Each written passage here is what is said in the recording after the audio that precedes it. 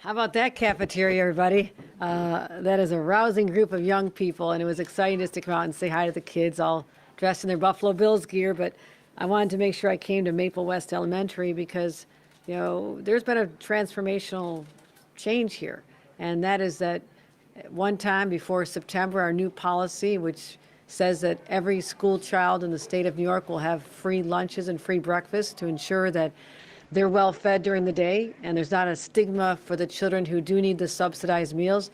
This school alone had of its 600 students, over 100 who are getting the subsidized meals and support.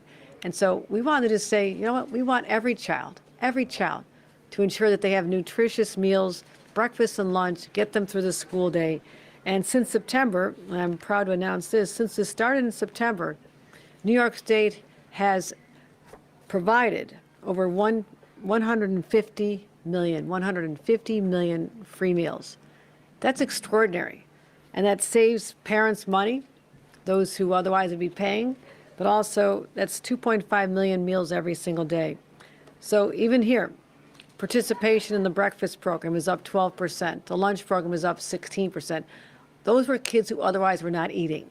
And that is how we're changing people's lives every single day, making sure our kids have a good, healthy start to the day, and also taking some of the burden of not just the expense, because the typical family has to spend $1,600 per year per child to cover either the groceries for making the breakfast and lunches or to cover the cost in school. It also gives you time back for busy parents who don't have to worry about making breakfast or lunch for their kids. So I'm proud of this, and we're looking forward to finding out from more schools what they're doing, but it's all about putting more money back in families' pockets, and that's exactly what we're doing here at Maple West Elementary in Western New York.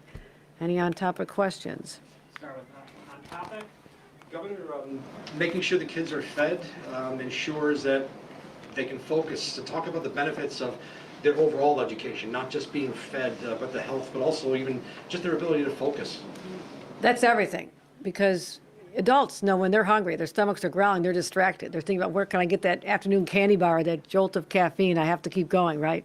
Our kids are in the same situation. So that was a dynamic that affected their ability to focus and do well in school. But the other thing that did, which also changed in September, was that we had previously allowed cell phones in schools. And I got a report last week on how successful this has been. I did roundtables here in Western New York, all over the state for over a year and a half, finding out one of the challenges, what are the barriers to our students performing even better. And one of them was the distraction. So I'm proud that 93% of schools across the state reported that it was a smooth rollout. I think that defied expectations. People thought there'd be more opposition and pushback. It went very well. 83% said they can tell there's a more positive learning environment, and 75% said that the educational outcomes are improving. That's all just since September. So you combine feeding our kids properly, taking the cell phones out, and they focus. This is a recipe for kids exceeding and outperforming the way it had been in the past in New York. So I'm really proud of both initiatives. You make this announcement here in Williamsville, and what about some of the benefits of this in maybe some of the more rural communities in southern parts of Western New York and elsewhere, where it's far and few between, where there's houses maybe every half mile and everything? No, it helps. I mean, we're here in Williamsville to spotlight the fact that a community that people assume is more affluent. We had 100 children in a school of 600 whose families qualified for subsidized meals, and that's the point to make. Our rural areas, and I know them well because I used to represent them in Congress as well, there's a lot of rural poverty there. And what I'm proud of is that this alleviates the burden of a family having to spend, if you have 2 children, $3,200 less you have to spend a year on buying the groceries or having to send the kids with school lunch money. So it's about that, but it's also about the accessibility of the rural areas. This absolutely benefits them as well. Any other on topics? All right, we'll have time for a couple off topics. We'll start with Jeff. Yeah. Good afternoon, Governor. Hi, Jeff. Just wanted to get your thoughts on 2 items either on your desk or under your review right now. First, do you intend to repeal the 100-foot rule? And secondly, if you could, the governor of Illinois today signed into law the Medical Aid in Dying Act. Where does that stand in terms of your review? Do you intend to sign each, and if so, why? I appreciate the questions this week, but I still have a little more time on the clock to review them. And so my policy has not been to disclose until I have a chance to talk to the parties involved about my position, do any final last-minute negotiations, and all bills must be signed. The ones that have been called down, I think, by the 19th or so. The rest have to be signed by the end of this year. So those are very much on my desk, and people who are keeping score will know that we had over 250 bills dropped on my desk last June to review, and I spend an enormous amount of my time reading every word to make sure that there's not an outcome that is not anticipated. So that's our job. We have to be the firewall against bad policy that could happen. So we've had to veto a number. We've also signed a number of bills, but those two are very much sort of in our last batch to review. The Medical Aid in Dying Act, a lot of local community activists are really trying to push that to get that done to help people who are, suffering and wanting this option. I mean, what's your message to those people that are calling for this to be signed? No, it's been on my desk. We're looking at it very closely, and this is a very difficult one. There's a moral aspect of it, a religious aspect of it as well. There are a lot of people in opposition to this as well, and so I have to factor all those considerations. But for me personally, I have to set aside my religious upbringings in this case, as I've had to do in some other tough situations, and do what I think is best for the people of the state of New York. And so the conversations are ongoing, and all will be told in a couple of days. This will be resolved very shortly. Is there a waiting period that needs to be part of the medical aid in dying? Is there anything that, any waiting period for that? Our legislation that we're looking at right now, I think we better just wait and see what that looks like. And then real quickly, if I could, I think this is one of the first trips, if not the first trip, since the state pushed back the all-electric movement and the energy shift. Just your thoughts in terms of that decision and just kind of where things go with that.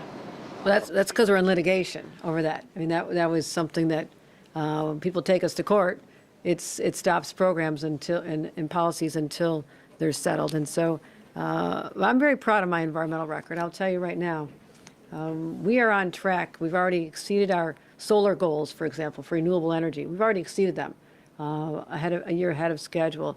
Some of the other ones that I'm a firm believer in, offshore wind downstate and hydroelectric power and others, some of them, solar and wind, have been stymied by the Trump administration.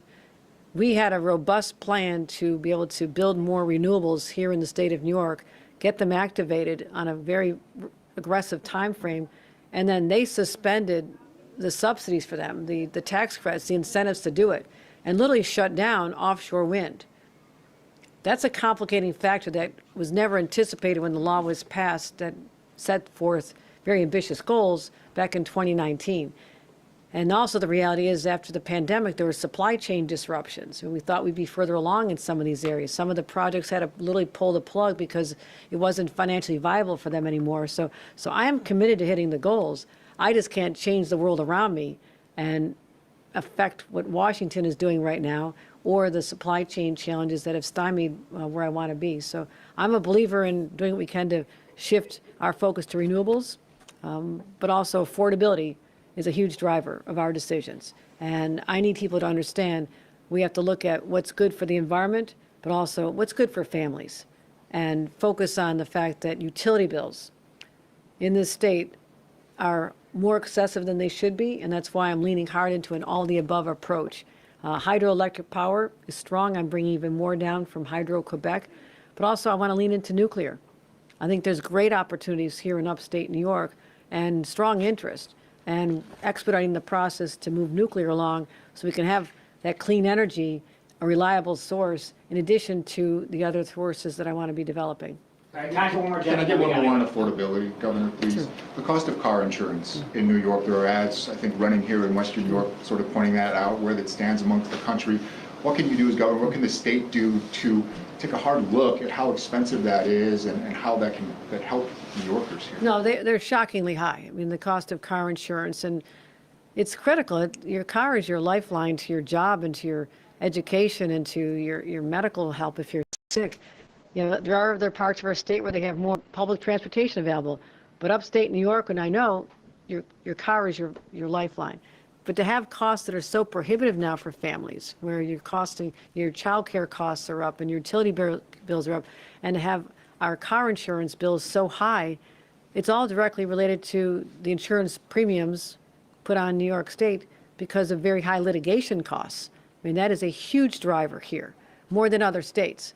So I will tell you this is something I'm looking very seriously at in the next session of the legislature and in my State of State address. So I hear the cries for help and relief for family and businesses and people in the trucking industry. These are real concerns, and I'm very attuned to them right now. All right, thank you, everyone. Thanks, everyone. All right, we gotta go. All right, thank you.